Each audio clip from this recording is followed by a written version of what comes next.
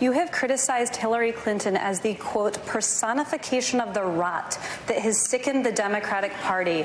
What is the rot you see in the Democratic Party?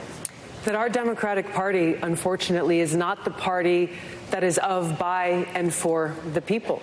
It is a party that has been and continues to be influenced by the foreign policy establishment in Washington, represented by Hillary Clinton and others' foreign policy, by the military-industrial complex and other greedy corporate interests.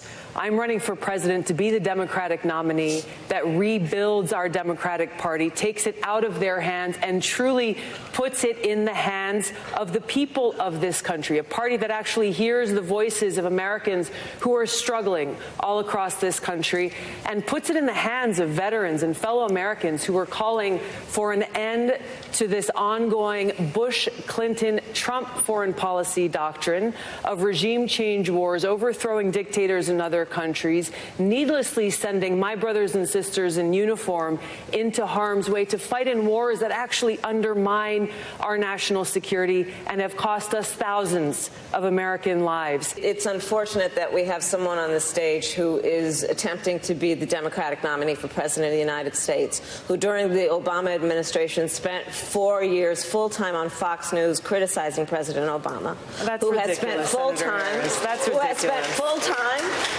criticizing people on this stage as affiliated with the Democratic Party. When Donald Trump was elected, not even sworn in, buddied up to Steve Bannon to get a meeting with Donald Trump in the Trump Tower, fails to call a war criminal by what he is as a war criminal, and then spends full time during the course of this campaign, again, criticizing the Democratic Party. Congresswoman Gabbard, I'll give you a chance to respond. What Senator Harris is doing is unfortunately continuing to traffic in lies and smears and innuendos because she cannot challenge the substance of the argument that I'm making, the leadership and the change that I'm seeking to bring in our foreign policy, which only makes me guess that she will, as president, continue the status quo, continue the Bush-Clinton-Trump foreign policy of regime change wars, which is deeply destructive. This is personal to me because I served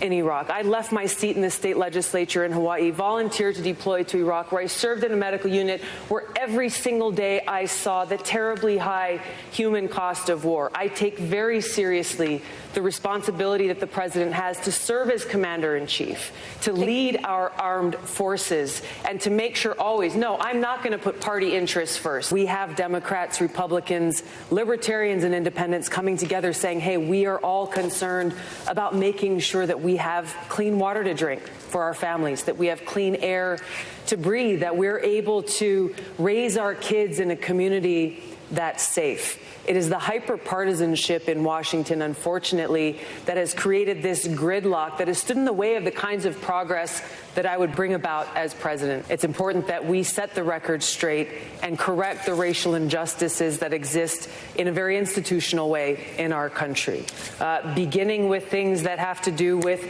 our criminal justice system, where predominantly the failed war on drugs that has been continuing to be waged in this country has disproportionately impacted people of color and people in poverty.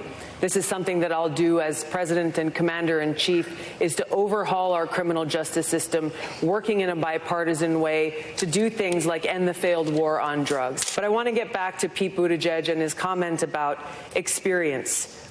Pete, you'll agree that the service that we both have provided to our country as veterans by itself does not qualify us to serve as commander-in-chief.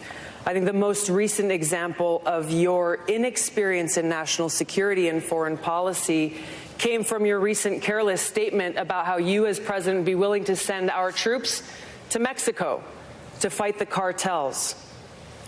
As commander-in-chief, leader of our armed forces, I bring extensive experience serving for 7 years in Congress. on the Foreign Affairs Committee, on the Armed Services Committee, on the Homeland Security Committee, meeting with leaders of countries around the world, working with military commanders of different commands, dealing with high-level national security briefings, understanding what's necessary, the preparation that I've gotten to walk in on day one to serve as Commander-in-Chief. Congresswoman, thank you. Mr. Mayor, I'll allow you to respond.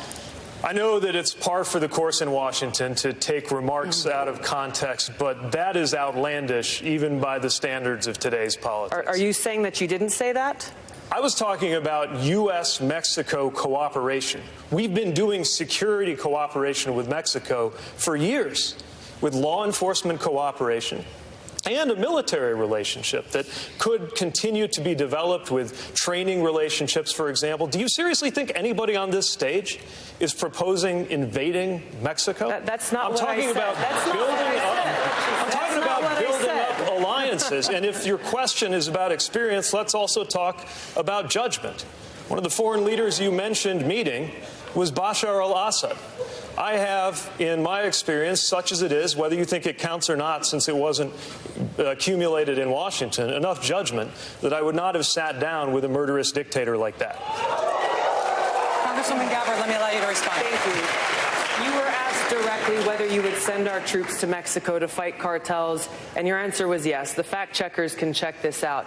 No. But your point about judgment is absolutely correct.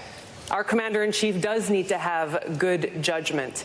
And what you've just pointed out is that you would lack the courage to meet with both adversaries and friends to ensure the peace and national security of our nation.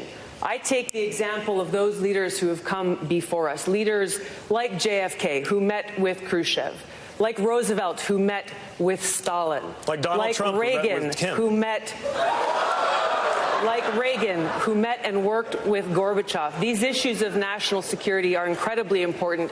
I will meet with and do what is necessary to make sure that no more of our brothers and sisters in uniform are needlessly sent into harm's way fighting regime change wars that undermine our national security. I'll bring real leadership and experience to the White House. I've got to respond.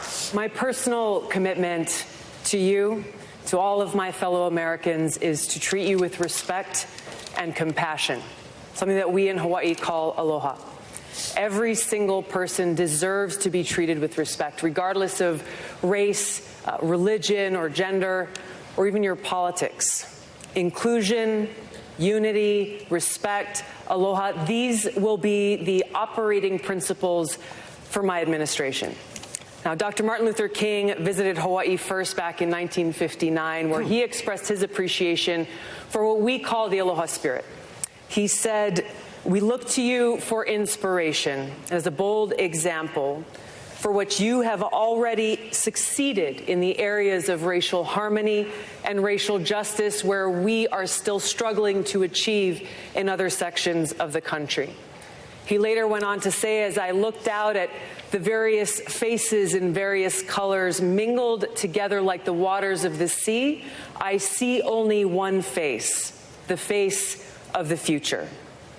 Working side by side, let's defeat the divisiveness of Donald Trump, come together and usher in a 21st century of racial harmony, of racial justice, peace, inclusion, and true equality. Working side by side, let's make Dr. King's dream our reality. Thank you, Congresswoman.